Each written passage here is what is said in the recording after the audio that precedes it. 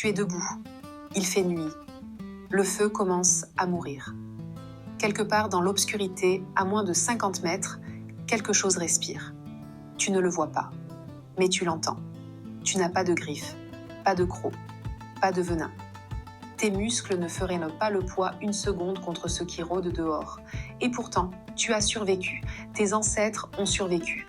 Pendant 300 000 ans, dans un monde où presque tout pouvait vous tuer, l'espèce humaine a non seulement survécu, mais elle a prospéré. Comment c'est possible? Il faut d'abord comprendre à quoi ressemblait ce monde.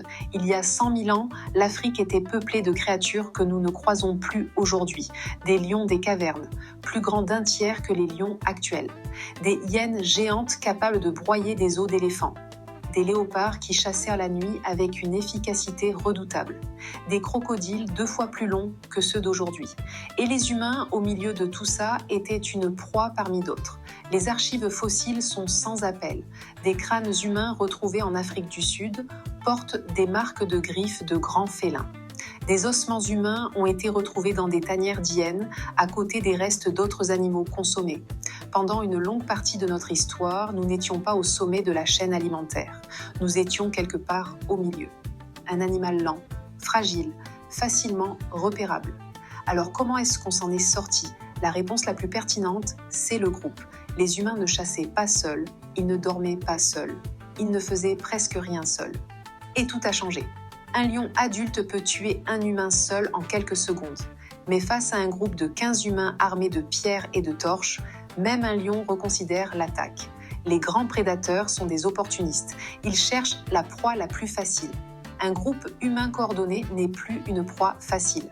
Les anthropologues qui étudient les groupes de chasseurs-cueilleurs modernes observent des comportements qui n'ont probablement pas changé depuis des dizaines de milliers d'années. La nuit, quelqu'un monte toujours la garde. Le feu ne s'éteint jamais complètement. Les enfants dorment au centre du groupe, protégés par les corps des adultes. Ce n'est pas de l'héroïsme, c'est de l'organisation. Et l'organisation dans un monde de prédateurs vaut mieux que les griffes. Mais le groupe seul n'explique pas tout. Le feu a probablement été la plus grande révolution de l'histoire humaine. Pas parce qu'il permettait de cuire la nourriture, même si c'est important, mais parce qu'il repoussait les prédateurs. Presque tous les grands prédateurs ont une peur instinctive du feu. Un lion s'approche d'un feu, il s'arrête, il observe, et dans la grande majorité des cas, il repart. Avant le feu, la nuit appartenait aux prédateurs. Les félins voient dans l'obscurité, les humains non.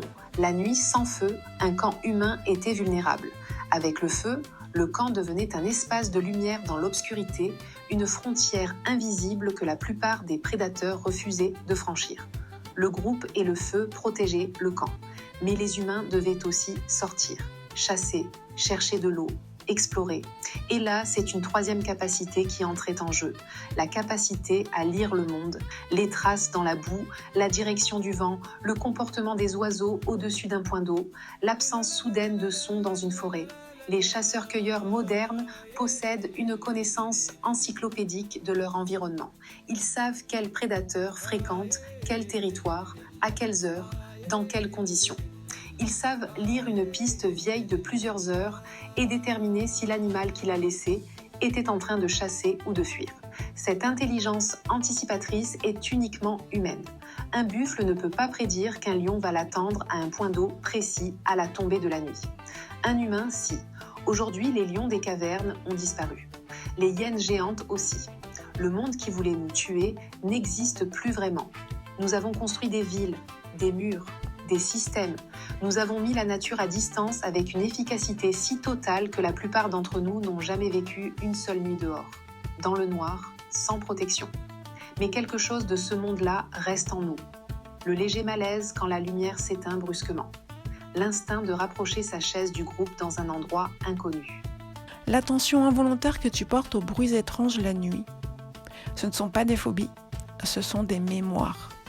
Des réflexes gravés dans le système nerveux au fil de centaines de milliers d'années passées à survivre dans un monde qui ne nous faisait pas de cadeaux. Tes ancêtres ont regardé dans le noir. Ils ont entendu ce qui respirait là dehors. Et ils ont choisi de rester ensemble, d'entretenir le feu et de penser plus loin que la menace. C'est pour ça que tu es là. Si cette vidéo t'a plu, abonne-toi, lâche un commentaire, lâche un petit pouce et on se revoit pour la prochaine.